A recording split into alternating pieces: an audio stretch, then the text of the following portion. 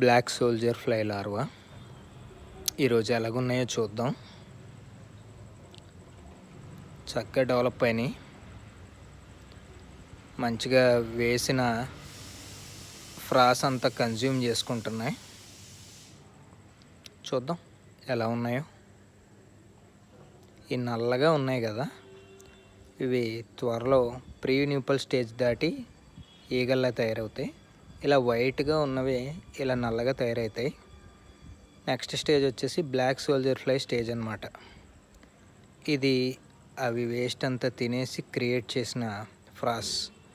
చాలా మంచి organic fertiliser ఇది. మంచిగా డెవలప్ అయినాయి.